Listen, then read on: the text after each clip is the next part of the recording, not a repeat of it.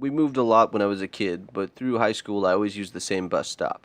It was about a half block away, where a quiet suburban street intersected with a slightly busier one. I was often there alone early in the morning. For the longest time, the most interesting thing that might happen was a raven scolding me from a tree, or that a family of deer would follow me from the park across the street from my house to the bus stop through the fog, and past me to walk in the forest preserve beyond the intersection. It was a quiet neighborhood, and only a handful of cars might pass by while I waited for the bus. The deer stopped following me after the harassment began. That morning, a Jeep suddenly hit the brakes and slowed to a stop in front of me. The driver had all the windows rolled down, even though it was a chilly, wet autumn morning. One of those days where the mist just clings to and saturates everything, and the clouds were so low in the sky that you feel like the world is just a big room that you're in. Because of the fog, they hadn't seen me until they were a few meters away, and the braking made a screeching sound. They stopped the car, and the driver just sat there, staring straight ahead. I couldn't make them out. They were wearing a light gray hooded sweatshirt and sunglasses. I didn't see anyone else in the car. After about 30 tense seconds, during which my bemusement gave way to concern that someone was going to hit this guy, stopped in the road, he finally turned to me, yelled a racial slur, smiled, and took off. I didn't think much of it at the time. I was newish to the area. I'm not great with faces. I figured it was just one of the kids at school trying to be edgy. Or maybe just a local asshole who had mistaken my ethnic background. Either way, I didn't think about it at all until the next week when it happened again. This time, the guy had friends with him. The windows were tinted, and they only cracked them, so I couldn't see them. He yelled a different slur at me, and I could hear their laughter as they drove off. This continued to happen, sometimes twice in a week, sometimes going months in between. They sounded young, so I continued to write it off as another weird local hazing ritual, but gradually it began to get under my skin. There were two things that bothered me about it. First, the slurs. They were ugly and hateful, and they sounded promisingly violent to me, even though I felt they could tell that I wasn't a Mexican or an Asian person or any of the other groups they use slurs for. Second, their license plate was obscured every time. This is a wealthy area I'm describing, and the local law enforcement wouldn't call out anyone who lived there on a violation, so I wasn't surprised that they got away with it. But it did give me pause. One morning I was ready to yell back at them, but instead of yelling anything, they just swerved at my location on the sidewalk. I jumped out of the way and ran behind a fence, but the Jeep ended up whipping through where I had been standing before speeding off. I figured the kid had overshot and hadn't actually meant to hurt me, but some of the things that followed have since made me wonder. One morning I came up to the bus stop and there was just blood all over the area where I usually stood. It was wet for the rain, but otherwise congealing, turning dark in places, but I knew what it was. It wasn't a huge amount, but it was off-putting. A few days later there was a dead animal there, mangled and brutalized. It wasn't roadkill. I couldn't take my eyes off of it even after getting on the bus. It wasn't there when I returned in the afternoon, and it wasn't an accident. I feel certain. It looked to me as though it had been stabbed repeatedly, extreme overkill. I started to see the Jeep outside of the morning bus stop, but the windows were never down now, and it always sped off when I looked at it, or I otherwise couldn't get to it before it left. This carried on for years. One day in the summer I was walking through my neighborhood with a friend, and the Jeep came by at a very high speed and an egg hit me in the chest. It flowed down my shirt and onto my pants, and all I could think to do was turn to my friend James and say, "You saw that, right?" Because until then nobody else had ever witnessed the events. My family members seemed skeptical when I had ever mentioned it. I had to go home and change my clothes and take a shower, since the egg hit me at such high speed that it went to my hair and everywhere. It was then that I started to take the situation more seriously. I had a bruise for weeks. I started to catch a ride with my brother in the mornings or wait behind the local NFL player's fence until I heard the bus coming down the street. I didn't ever go outside until I had the text confirmation that my ride was there. If I heard a car coming on a walk, I would run off in the bushes. They swerved at me a few more times, and then I never saw them again. Some other strange things happened, and I've had stalkers since. But I've never been able to connect them to these events, nor figure out who the people in the Jeep were or where they lived. My parents have moved to a different part of the community now, but I'm still jumpy when I walk around in that area. Creepy Jeep psycho, wherever you are, let's never meet.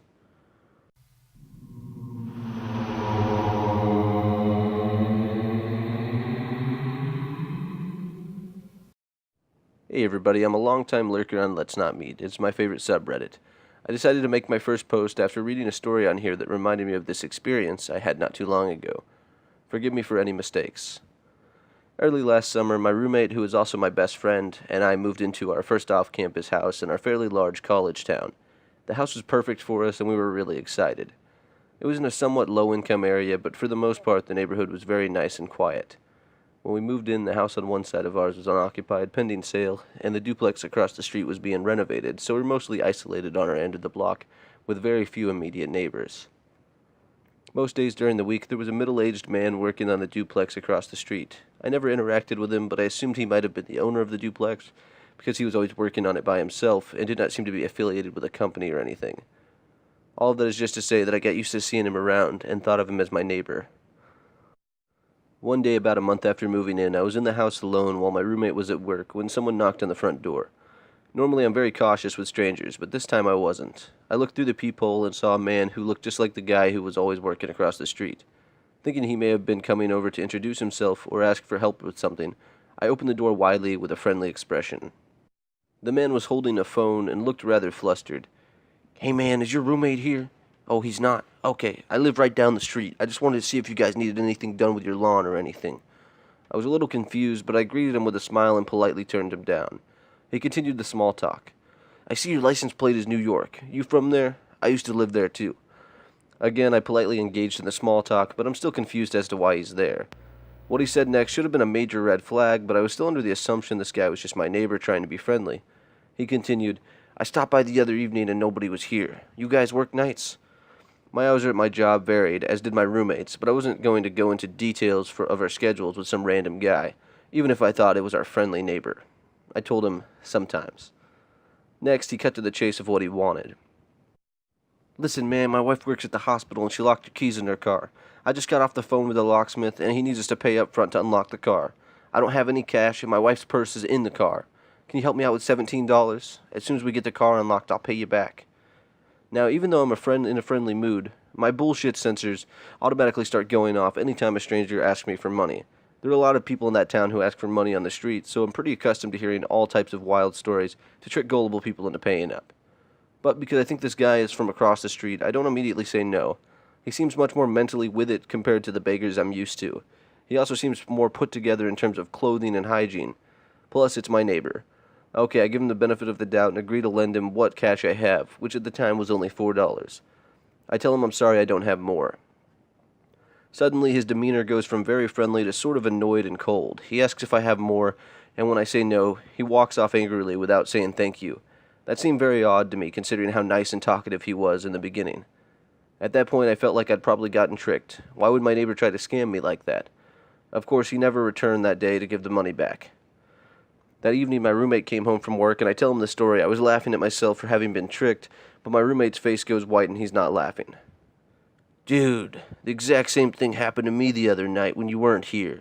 Some guy told me the same story, and I gave him the money, and he never came back." When my roommate spoke to him, it was at night, and the man was wearing a hat, so my roommate couldn't get a good view of him like I did. But we were sure it was the same guy. I get a little freaked out. We quickly realized it's definitely not our neighbor from across the street. It was just a coincidence that they were a similar age and build. I think back to our conversation earlier that day. The first question he asked me was whether my roommate was home. He asked if we worked nights, and he was examining my car. What the fuck? We decided that we should call the police. The officer we spoke to was pretty blunt and told us that this person may be scoping out our house to break in. He told me that I should make sure to lock everything and maybe even buy a sign that says the house has cameras or one of those beware of dog signs. He told me to call 911 if the guy ever comes back, but ultimately they couldn't really do anything at that moment. For the next couple of days, both my roommate and I felt pretty paranoid and creeped out. We closed all the blinds at night because we felt like he was watching us. He mentioned he'd stopped by when no one was home, and he stopped by when just my roommate was home, so clearly he'd been stalking us in our house to some degree. We decided to buy a beware of dog sign, and we put it right next to our front door. Of course, we didn't actually have a dog. After a week or so with no incidents, we thought maybe he was just some guy looking to make a quick buck off of new dumb college kids in the neighborhood. That night I decided to stay at my girlfriend's place. My roommate said he'd be fine spending the night in our house alone. I told him to text or call if he needed anything. The next morning I woke up and looked at my phone. At 2 a.m. my roommate had texted me, "Dude, something happened tonight. It's fine now, but wake me up as soon as you get home so I can tell you." I jumped out of bed and raced home to wake him up. Here's what had happened. At about 1 a.m. that night, my roommate was asleep in his room when he woke to someone screaming outside our house. At first, he couldn't make out the words, but it sounded like it was getting closer. My roommate's bedroom is right next to the front door, and soon enough, it sounded like the person was at our front door. At that proximity, my roommate could make out a few words. "I don't give a fuck about your fucking dog." The person was pacing back and forth on the stoop, furious. My roommate then heard him walking around the perimeter of the house. Without hesitating, my roommate called 911, but the man was gone by the time the cops got there. A few blocks over, the cops found a guy in a parking lot. They bring my roommate there to see if it's the same guy who'd been knocking on our door. But since I was the only one who saw the man in broad daylight, my roommate wasn't totally sure. This man was a similar age and build, so he was pretty sure it was the same person. The cops tell the man that he will be arrested if he comes onto our property again. Unfortunately, we still had a couple more incidents with the guy, but thankfully he never came back in the middle of the night or tried to break in. He knocked on our door 2 more times, that we know of at least, but both times we saw him through the peephole and didn't answer. Both times he walked off before we called the cops. He also walked by one time when my girlfriend and I were carrying groceries into the house, and he started walking towards us smiling. He asked very creepily, "You guys drink?"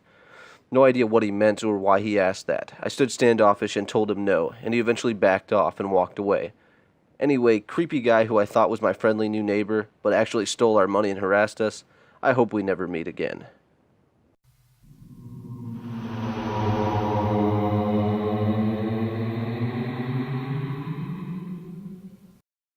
Apologies in advance as this has been written on mobile. I just finished reading a post that reminded me of a story I think belongs here. Enjoy. I'm a 23-year-old female, and about 8-ish years ago I was in high school, about 15 at the time. I don't really remember, honestly, because I've done my best to block this from memory. Growing up, I was very distant and kept to myself when it came to my family due to unrelated things that I won't bother to post here. But this distance caused me to seek attention and make friends online. My parents were divorced and my dad was married to this racist lady that lived 2 hours away in buttfuck nowhere. I rarely visited because 1, fuck him, 2, fuck her, and 3, there was nothing to do there. So I occupied myself with chat rooms when I was there. One visit I met this guy who was 19 named DJ. We hit it off right away. After a few days of chatting nonstop, we exchanged numbers to text because internet sucked in buttfuck nowhere. He was the perfect messaging buddy. He was interesting and funny and kept my mind off of where I was at. After a few weeks, we'd be on the phone every night, literally on the phone for 12 hours when I didn't have school. From 11 p.m. till 11 a.m. the next morning. I was a night owl. His voice seemed pretty deep for a 19-year-old. When I mentioned it to him, he said he got that a lot. We would send pics, and I thought he was cute, so we started dating. I really got attached to this dude. DJ lived in Chicago and had kind of strict parents, so he would hang out with his Uncle Frank a lot. Frank was a cool dude, funny like DJ and also witty, and just an uncle that I wish I had had. Somehow I started texting Frank too because he was worried about DJ and was asking me questions about him. Apparently DJ started hanging around the wrong crowd and smoking weed and drinking, sneaking out, etc., and his uncle wanted to steer him back on the right track. A bit before I started texting Frank, me and DJ would go on Skype. DJ's computer didn't have a webcam, but mine did. He'd be on speaker and we would have one-way cam sex. He was pretty descriptive. To be honest, it did bother me because I wanted to see him too, but I was a dumb, horny teenager, so I overlooked it. I kept hearing camera noises and was suspicious that DJ was screenshotting me, and told him if he was that I wouldn't do this for him anymore. He told me that if he was screenshotting that it wouldn't make a noise, and that it was his phone going off. I believed him. So after months of being invested in this guy I really liked, I looked him up on Facebook. Even though he told me not to from the beginning and that he didn't have one. And there he was. First profile that showed up. It was DJ. I added him and messaged him. "Hey, I thought you didn't have a Facebook." DJ. "Who's this?" Who do you think it is?" "Stop messaging me. Bye." Obviously confused, I texted DJ and was like, "So you don't know me on Facebook?" He was confused and told him I tried adding him on Facebook and he was acting brand new. He apologized profusely and said it was his cousin that his family wanted him to marry. Arranged marriages to cousins are normal in our culture. So I was heartbroken, but I bought it. He said that she had access to his Facebook so she and his family could keep tabs on him. It went with his story and I just stopped using Facebook to contact him. I really don't know how the rest unfolded because I honestly did a pretty good job of blocking this from all memory, so bear with me for the next part. DJ got arrested with weed and a scale in his trunk, so they got him with intent to sell. Frank was giving me the rundown, saying that DJ was sneaking out and going to parties and they probably won't be responding for a bit. I finally got DJ to friend me on Facebook and noticed that the Facebook DJ wasn't the DJ I knew, and Facebook DJ had a girlfriend. I was heartbroken again, but confused about him having a relationship when his family was strict and wanted him to marry his cousin. I finally put two and two together and realized that I was being catfished. The night I confronted him, we were on the phone, and after me finally poking holes in his story over and over, he confessed. He told me to get on Skype and he would turn on his webcam. I was horrified. It was Frank, his 50-fucking-year-old uncle. I call him Frank because he looks exactly like Danny DeVito in It's Always Sunny. I couldn't watch that show for years. I was so horrified. I was so physically upset that I went to the bathroom and started barfing. Turns out I've been sexting a pedophile for the better part of a year. The pics he was sending me was of his actual nephew. What the fuck? It was so surreal. I did not know what to do. I closed my laptop and cried hysterically until the sun rose. I couldn't eat for days, and now I know I was in shock. I had nobody to go to. I didn't go to the police because I didn't want people finding out. After some months, he started blackmailing me with the naked screenshots of our Skype calls, telling me he would leak my photos to people I knew and on Facebook. Of course, I had blocked him, but started talking to him again out of fear and probably Stockholm Syndrome or something of the sort. I eventually blocked him for good after talking to Frank off and on for another year. But still, Frank tries to contact me, the last message being, January 1st, 2018, Happy New Year's, Frank.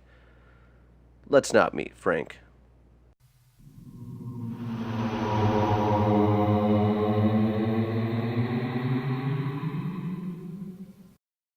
When I was 15 years old, I lived in a rural area about 20 minutes outside of the actual town I called home.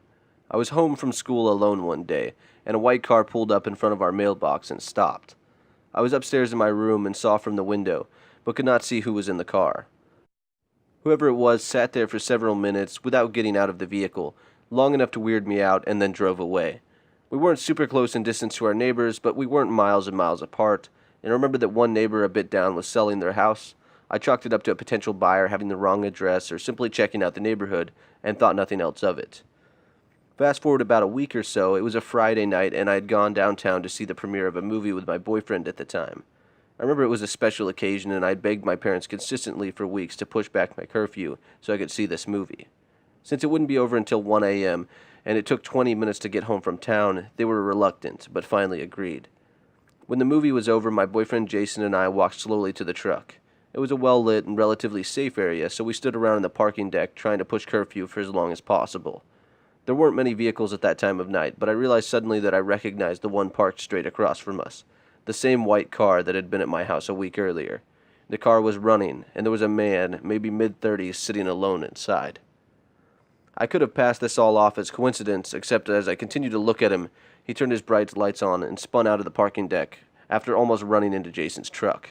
I obviously had a horrible feeling about this, and asked Jason to take me home immediately. As we pulled out of the garage, we saw the car parked across the street from the movie theater, all the lights off. Man still inside, but he didn't follow us, so we just went home a little shaken. I had no idea at that moment this was the start of 3 long and torturous years of being stalked by this man.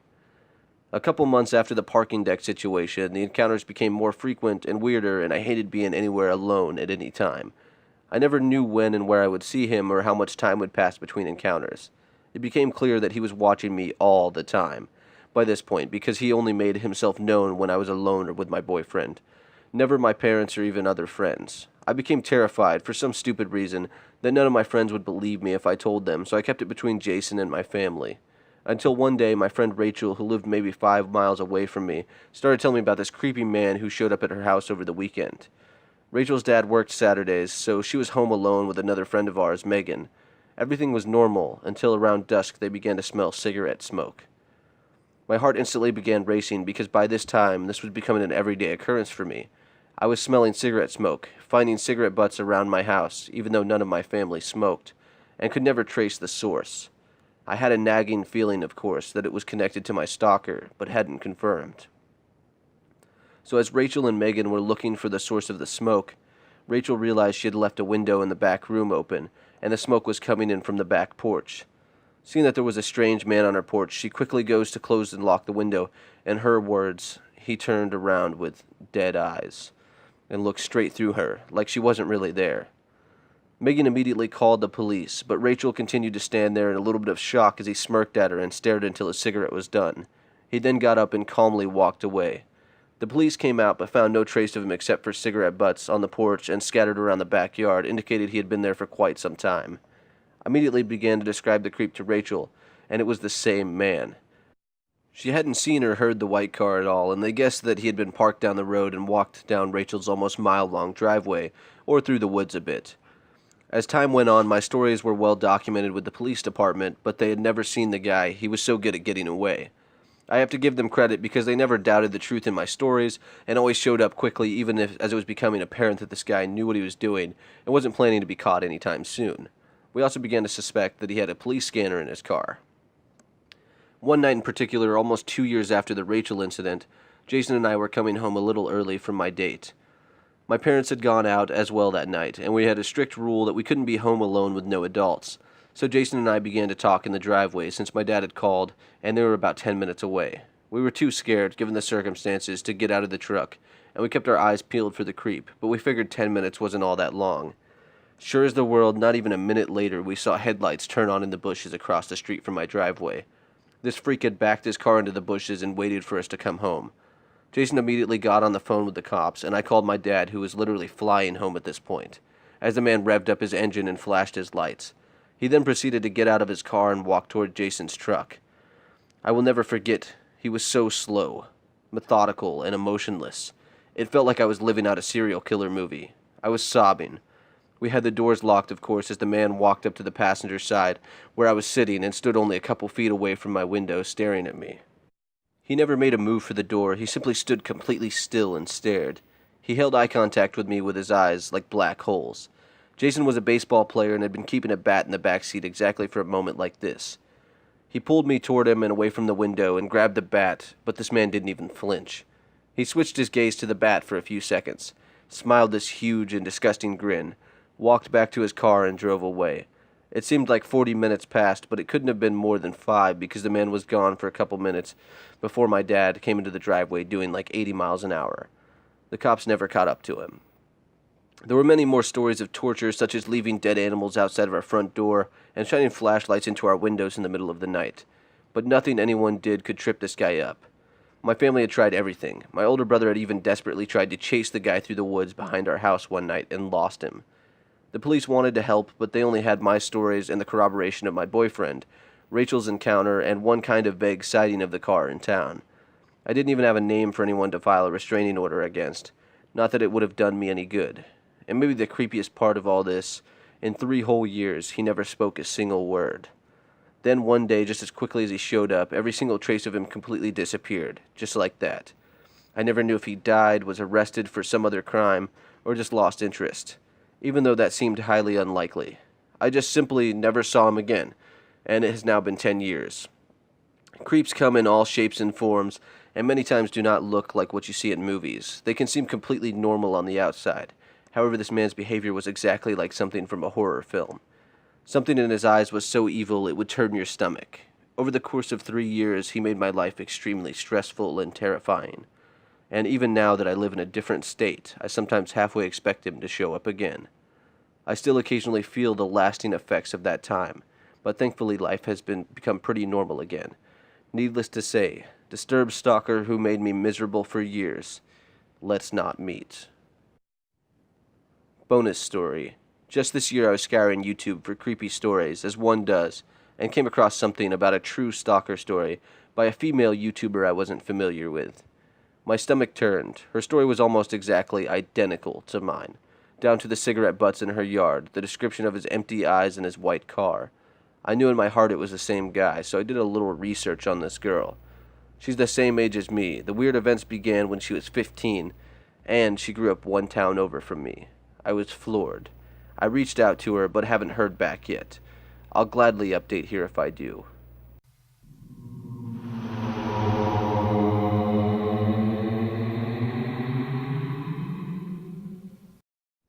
Hey everybody, Scary Stories here. Thanks for watching. If you have any story submissions, you can send them to me on Reddit. And thanks again for watching, and don't forget to like and subscribe. Have a good night, everybody.